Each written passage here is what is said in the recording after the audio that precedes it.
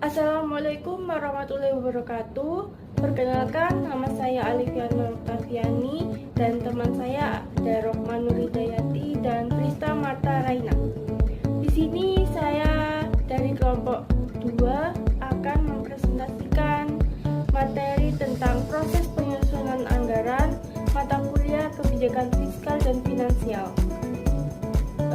Ada beberapa materi yang akan saya jelaskan, yaitu ada proses penyusunan anggaran, jenis-jenis anggaran, pelaksanaan dan pengawasan, dan anggaran berkelanjutan dan reformasi. Proses penyusunan anggaran yaitu fondasi utama dalam manajemen fiskal nasional. Menurut Allen dan kawan-kawan, anggaran seharusnya mencerminkan prioritas pembangunan suatu negara. Tahap perencanaan anggaran berfungsi untuk mengidentifikasi kebutuhan fiskal dengan mempertimbangkan kapasitas sumber data yang tersedia. Pada tahap berikutnya, penyusunan anggaran menyesuaikan kebutuhan pembangunan dengan keterbatasan fiskal yang ada. Selanjutnya, proses anggaran itu menuntut transparansi dan akuntabilitas tinggi. Salah satu aspek pentingnya adalah perencanaan jangka menengah yang berfungsi menjaga kesinambungan kebijakan fiskal. Allen dan teman-teman juga menegaskan bahwa koordinasi antar lembaga sangat diperlukan agar dokumen anggaran yang dihasilkan terpadu.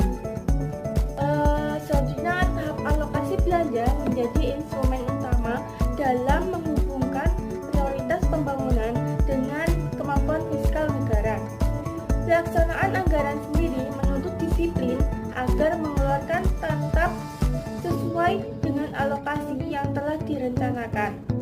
Dengan demikian, penyusunan anggaran yang terstruktur menjadi instrumen penting dalam menjaga stabilitas ekonomi nasional. Selanjutnya, tahap alokasi belanja menjadi instrumen utama dalam menghubungkan prioritas pembangunan dengan kemampuan fiskal negara.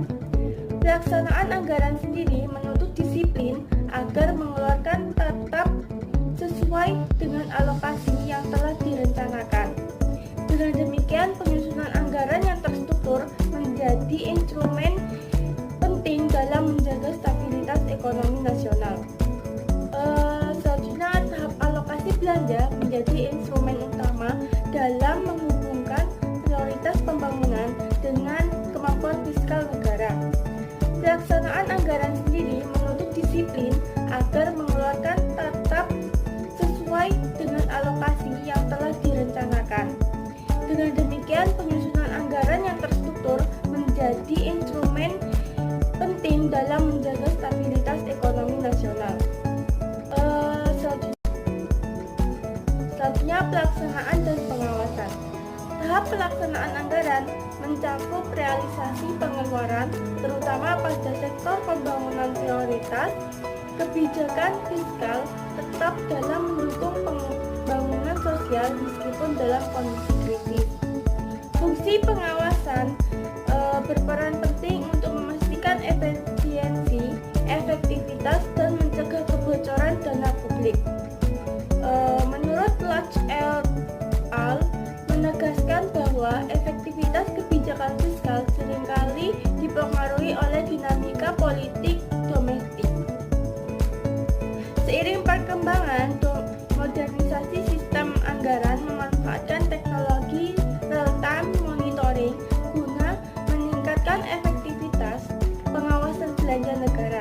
Digitalisasi dalam sistem anggaran mendukung keterbukaan fiskal sekaligus memperkuat peran negara dalam pembangunan. Selanjutnya, anggaran berkelanjutan.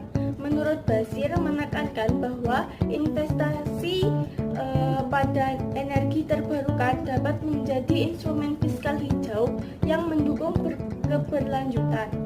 Hal ini menunjukkan bahwa penyusunan anggaran harus selaras dengan prioritas pembangunan sekaligus menjaga pengelolaan fiskal yang berkelanjutan.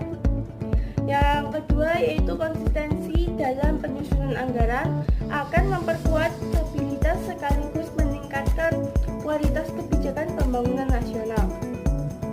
Yang ketiga, proses penyusunan anggaran tidak hanya sekedar mekanisme teknis, melainkan juga pilar utama dalam pembangunan jangka panjang. Di sini saya menjelaskan jenis-jenis anggaran negara. Menurut Muhammad Suparmoto, anggaran negara atau APBN, anggaran pendapatan dan belanja negara, adalah suatu daftar atau pernyataan yang terinci tentang penerimaan dan pengeluaran negara yang diharapkan dalam jangka waktu tertentu, biasanya dalam 1 tahun. Nah, jenis anggaran negara dibagi menjadi 3, yaitu berdasarkan pendekatan penyusunan, berdasarkan fokus utama, dan berdasarkan keseimbangan fiskal. Berdasarkan pendekatan penyusunan dibagi menjadi 3, yaitu ada anggaran tradisional, yang kedua ada anggaran berbasis kinerja, yang ketiga ada zero based budgeting. Kemudian berdasarkan fokus utama dibagi menjadi 3, yaitu anggaran berbasis input, anggaran berbasis output, dan anggaran berbasis outcome atau hasil atau manfaat. Kemudian berdasarkan keseimbangan fiskal juga dibagi menjadi 3, yaitu anggaran surplus, anggaran defisit, dan anggaran berimbang. Yang pertama saya menjelaskan berdasarkan pendekatan penyusunan. Nah, ini melihat cara atau metode dalam menyusun anggaran. Yang pertama, anggaran tradisional atau line item budgeting. Nah, fokusnya pada daftar pos belanja, misalnya gaji, alat tulis, dan bahan bakar. Nah, kemudian mudah disusun, tapi tidak menunjukkan hasil yang dicapai. Yang kedua, ada anggaran berbasis kinerja atau performance budgeting. Nah, fokusnya pada keterkaitan antara input dan output serta outcome, menekankan efisiensi dan efektivitas program pemerintah. Nah, yang ketiga ada zero based budgeting atau ZBB, yang semua anggaran dihitung dari 0 setiap tahun. Tidak ada asumsi berdasarkan tahun sebelumnya. Nah, ini cocok untuk menghindari pemborosan. Selanjutnya yaitu berdasarkan fokus utama. Nah, ini melihat orientasi anggaran, ada 3. Yang pertama anggaran berbasis input, fokus pada sumber daya yang digunakan, yaitu ada uang, tenaga, dan barang. Contohnya adalah mempunyai uang 10 miliar kemudian dialokasi untuk proyek pembangunan jalan. Nah, yang kedua ada anggaran berbasis output. Nah, fokusnya pada keluar yang dihasilkan dari penggunaan anggaran. Contohnya 10 miliar yang dianggarkan digunakan untuk membangun 5 km jalan baru. Nah, yang ketiga anggaran berbasis outcome atau hasil atau manfaat. Nah, fokus pada dampak manfaat jangka panjang bagi masyarakat. Nah, contohnya yaitu ketika membangun jalan dengan panjang 5 km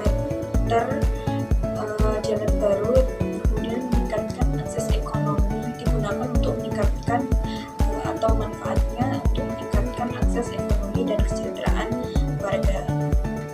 Berdasarkan keseimbangan fiskal, melihat hubungan antara penerimaan dan pengeluaran, yang pertama ada anggaran surplus, yaitu jika pendapatan lebih besar dari belanja. Ini menunjukkan bahwa kondisi keuangan sehat, tapi jarang digunakan untuk belanja. Kemudian yang kedua, anggaran defisit. Jika belanja lebih besar daripada pendapatan, Contohnya yaitu sering terjadi di Indonesia ditutup dengan pembiayaan utang seperti itu. Yang ketiga ada anggaran berimbang. Nah, anggaran berimbang ini jika pendapatan antara pendapatan dan belanja ini seimbang atau sama. Nah, ideal secara teori tapi sulit dicapai karena kebutuhan belanja sering lebih besar. Selanjutnya ada siklus anggaran Indonesia. Nah, siklus anggaran Indonesia ini ada 5 tahap. Yang pertama ada perencanaan anggaran, 2 penyusunan anggaran, yang ketiga pengesahan anggaran, 4 pelaksanaan anggaran, 5 pertanggungjawaban anggaran. Nah, perencanaan anggaran sendiri adalah pemerintah merumuskan kebijakan anggaran berdasarkan rencana pembangunan jangka menengah nasional dan rencana kerja pemerintah. Nah, yang kedua ada penyusunan anggaran, yaitu kementerian atau lembaga menyusun rencana kerja dan anggaran, lalu pemerintah menyusun rancangan anggaran pendapatan dan belanja negara atau APBN. Nah, yang ketiga ada pengesahan anggaran, adalah rancangan APBN dibahas bersama DPR kemudian disahkan menjadi undang-undang APBN. Yang keempat ada pelaksanaan anggaran. Nah, pelaksanaan anggaran sendiri adalah pemerintah melaksanakan penerimaan dan pengeluaran negara sesuai APBN yang telah disahkan. Kemudian yang kelima ada pertanggungjawaban anggaran, yaitu pemerintah menyusun laporan keuangan pemerintah pusat, kemudian diperiksa oleh BPK, lalu disampaikan kepada DPR. Anggaran keuangan. Perkembangan defisit anggaran APBN tahun 2019 sampai 2024, grafik di samping menunjukkan defisit anggaran Indonesia sepanjang tahun 2019 sampai 2024. Berdasarkan data tersebut, bahwa pemerintah Indonesia menerapkan kebijakan anggaran defisit sepanjang tahun 2019 sampai 2024. Indonesia selalu memiliki defisit anggaran. Selanjutnya ada alokasi anggaran. Data tersebut memperlihatkan 15 instansi kementerian dengan rancangan anggaran tertinggi untuk 2025 mendatang. Kementerian Pertahanan atau Kemenhan bertengger di posisi pertama dengan jumlah anggaran mencapai 165 triliun. Jumlah ini mengalami kenaikan dari alokasi anggaran Kemenhan pada tahun 2025 yang sekitar 135 triliun serta menduduki peringkat kedua setelah Kementerian PUPR. Selanjutnya, sistem penganggaran di berbagai negara. Menurut Allen et al. Tahun 2021 menilai bahwa Amerika Serikat berhasil menerapkan performance-based budgeting untuk memperkuat akuntabilitas fiskal. Negara berkembang mulai mengadopsi digitalisasi untuk meningkatkan efisiensi dalam pengelolaan anggaran publik. Penerapan sistem penganggaran lintas negara juga dipengaruhi oleh faktor politik dan kapasitas instansi. Di India, reformasi anggaran difokuskan pada peningkatan efisiensi belanja publik. Selain itu, penerapan teknologi digital memperkuat transparansi sekaligus memperkuat akses masyarakat terhadap informasi fiskal. Multi-year budgeting dianggap relevan bagi negara dengan beban pembangunan tinggi karena memberikan konsistensi fiskal. Selanjutnya, isu dan tren terkini dalam perencanaan anggaran. Ketidakpastian ekonomi dan tekanan politik global IMF tahun 2025 menegaskan reformasi pajak penting untuk menciptakan ruang fiskal baru. Meningkatnya defisit fiskal. Menurut Saji, tahun 2023 menekankan anggaran berbasis kinerja untuk meningkatkan efektivitas. Inovasi fiskal. Kamal et al. Tahun 2021 menilai kebijakan fiskal berdampak pada lingkungan. Menurut Basil et al. Tahun 2025 menekankan fiskal hijau untuk mitigasi perubahan iklim. Digitalisasi anggaran. Menurut Lance et al. Tahun 2024 menyoroti hambatan politik dalam kebijakan fiskal. Menurut Michau tahun 2025 menekankan strategi belanja masif untuk keluar. Selanjutnya, kesimpulan. Penyusunan anggaran merupakan pilar utama dalam menjaga stabilitas fiskal sekaligus pendukung pembangunan berkelanjutan. Proses ini menuntut transparansi, akuntabilitas, serta koordinasi lintas lembaga agar prioritas pembangunan selaras dengan kapasitas fiskal negara. Jenis-jenis anggaran baik berbasis input, output, maupun kinerja berperan penting dalam meningkatkan efisiensi dan akuntabilitas. Praktik internasional menunjukkan bahwa digitalisasi multi-year budgeting dan fiskal hijau memperkuat kesinambungan pembangunan. Di tengah ketidakpastian global, inovasi fiskal adaptif, integrasi keberlanjutan, serta reformasi pajak menjadi kunci untuk menghadapi defisit, resiko fiskal, dominans, dan krisis ekonomi di masa depan.